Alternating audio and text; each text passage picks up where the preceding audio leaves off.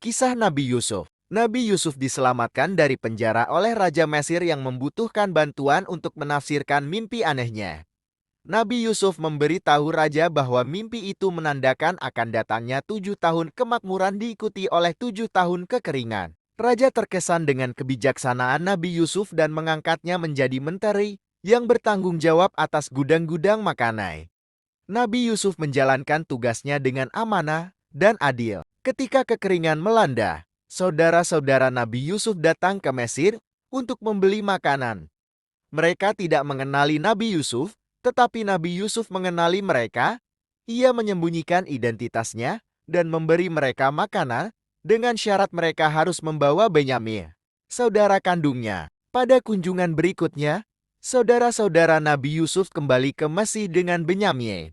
Nabi Yusuf merindukan Benyamin dan memberinya perlakuan istimewa. Ia juga menyelipkan piala milik raja ke dalam karung Benyamin sebagai alasan untuk menahannya di Mesir. Saudara-saudara Nabi Yusuf bersikeras bahwa mereka tidak bersalah dan bersedia meninggalkan Benyamin jika ia terbukti mencuri piala.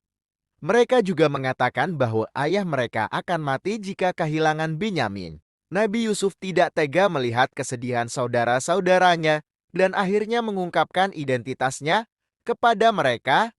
Ia memaafkan mereka atas dosa-dosa mereka dan meminta mereka untuk membawa ayah dan keluarga mereka ke Mesir. Nabi Yakub sangat gembira mendengar kabar bahwa Nabi Yusuf masih hidup. Ia segera berangkat ke Mesir bersama keluarganya. Di sana, ia bertemu dengan Nabi Yusuf dan Benyamin dan memeluk mereka dengan penuh kasih sayang. Nabi Yusuf menghadap raja dan meminta izin untuk menempatkan ayah dan keluarganya di tanah yang subur di Mesir.